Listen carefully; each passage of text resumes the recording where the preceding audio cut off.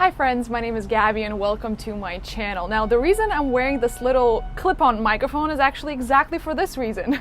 I am shooting a video today in the balcony because the weather is pretty nice and warm, but there's a little bit of wind, so if I'm not wearing this microphone, I don't know if the audio quality would be good, so I don't know, it makes me feel like I'm about to interview myself, which is a little bit weird, but nevertheless, hello, my name is Gabby if you're new to the channel. Today I want to talk to you about love and what I learned about love after being bit by a dog in February.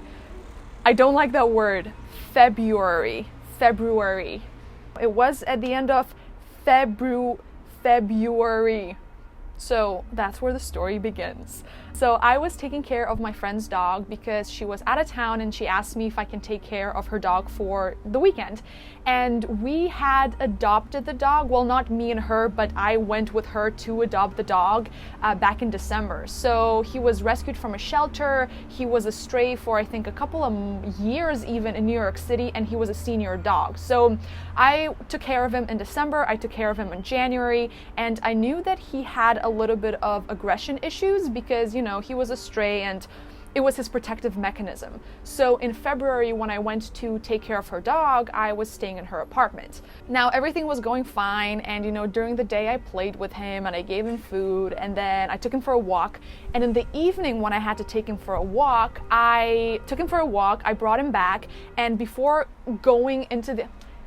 Is this church bell really gonna sound the bells while I'm filming? Seems like it. Anyway, so we were standing outside the apartment and I went to unclip his leash and he bit me. I don't know what triggered him. This has never happened before, but I went and I reached for his neck to unclip his leash and he just turned around and just went for my hand. I freaked out because he was holding on to it pretty tight and he wasn't letting go, so I had to yank my hand out of his mouth, and I was so shocked, and he was growling at me and I didn't know what to do, so I was like, stop it, and then out of nowhere it felt like he snapped out of it, and I opened the apartment door. He rushed in and ran to the living room, and I closed the door and I was looking at my hand, and there was like this, I still have a scar, but there was like this small chunk of my hand missing from my hand, and I started bleeding. The pain started creeping in. I didn't know what to do. I was calling my friend. I took some ice. I started crying. I started having a panic attack. I love dogs so much, and I grew up with dogs, and I've never ever had a bad experience with dogs. I've never been bitten by a dog. So to say the least, I was shocked. A few weeks went by, a month went by, and my hand started to heal. It still was a little bit like tissue damage, so it was hurting, but with time, with like 2-3 months, it completely healed. I'm totally fine now.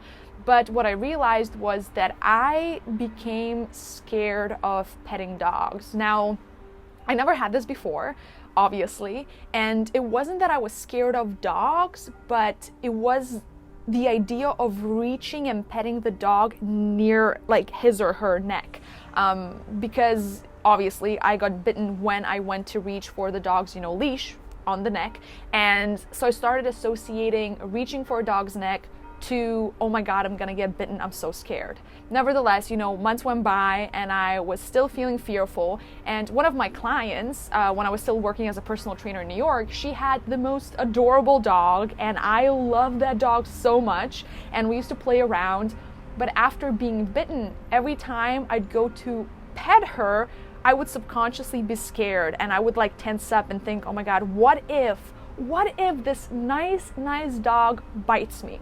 So, as most of you know, I recently relocated to the Netherlands, or Holland. I also realized that not a lot of people know that it's the same country, because the Netherlands and Holland is the same country. They just have two different names.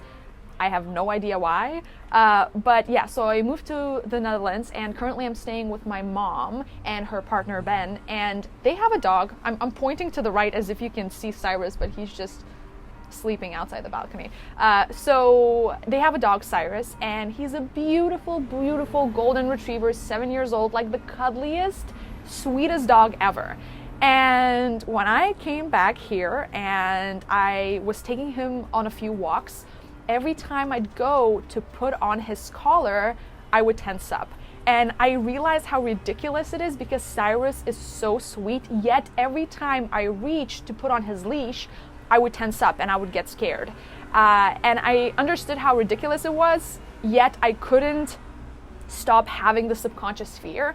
And as you guys know, obviously, because you're here, I love psychology. I'm fascinated with the human mind and psychology, spirituality. So I started questioning this fear of mine, and I was like, man, like, how is it that I've had hundreds and hundreds of incredible interactions with dogs, and now this one bad interaction, being bit by a dog this one time, completely ruined my sense of trust with dogs, right? And I was like, okay, this is so interesting, I wonder why this happened. And then I had this moment of, oh my God, we do this all the time with relationships. And I could just see how this instance with a dog could completely translate into, relationships and life as a whole. For example, you are in a relationship and you have an incredible, amazing relationship, and then something goes wrong. Maybe your partner lies to you, maybe he's not faithful, and you create this hurt and this fear of ever getting into relationships again, right? Because you had this one bad instance. And it makes me also think about, things like, let's say, social media, right? Like 100 people could write really nice comments, but this one person is gonna write this bad comment, and all you're gonna think about is that bad comment. And it's crazy how negativity and fear and something hurtful can completely over dominate and like take over everything that's good. So it made me think about relationships, and it made me think how when we get hurt once, we have this fear of opening up, we have this fear of vulnerability, we have this fear of, going into a relationship. And even if we go into a relationship with a person who could be the most amazing, beautiful, caring, incredible person ever, we might still drag this baggage with us into a new relationship. And to be honest, it's not good for us because we never have a sense of ease and freedom and just, complete trust in the relationship because we still have these subconscious fears and, past hurts that happened. But also it's so not fair to the person with whom we are in a relationship. Because if you turn the tables around and somebody doesn't trust you, even though you would never want to hurt them, you could never hurt them, you could never, be unfaithful to them, but they still have this fear that they're putting on you because of their past relationship, you would be like, dude, like, stop it. I'm not gonna do it. I understand that you got hurt, but don't take your old relationship and put it onto me because that's really not fair to me. And that's what it made me think of. I was like, it's really not fair of me to be scared of Cyrus when Cyrus is such an incredible dog just because I got bit by a dog who had aggression issues. And I'm not even blaming the dog. Obviously, I understand that I got bitten, but I also understand that the dog was a stray and, it was his defense mechanism. So yes, it was not fun, it was painful, but I don't blame the dog that bit me. I want you to take the story about me being bit by a dog and see in which area of your life this could apply to, where you've had past, circumstances happen or past hurt, or even, sharing your idea with somebody else and somebody not liking that idea, and thus you having a fear of sharing your ideas. I mean, honestly, I view this getting bit by a dog thing as a blessing because it made me think of all the other areas in which we do this. And the relationship thing also made me think about love in terms of restaurants. I know it sounds super weird, but if you love going out to eat, right, and you go to all these incredible restaurants, and then you go to one restaurant and you get food poisoning, right, and you're throwing up, you don't feel good, you can say, oh man, should have not gone to that restaurant, never going back to that restaurant, but you're not gonna develop a fear of going out and eating at different restaurants, hopefully, because if you do, you shouldn't develop a fear of going out to eat at restaurants. It's really not fair for us or for another person when we put our baggage into a situation that's a blank canvas, into a situation that is brand new, onto a person who is completely different from the person that, let's say, hurt us. And I want you, as I said, I want you to think about in what area of your life are you putting your old baggage, your old fears, your old hurt into the new situation?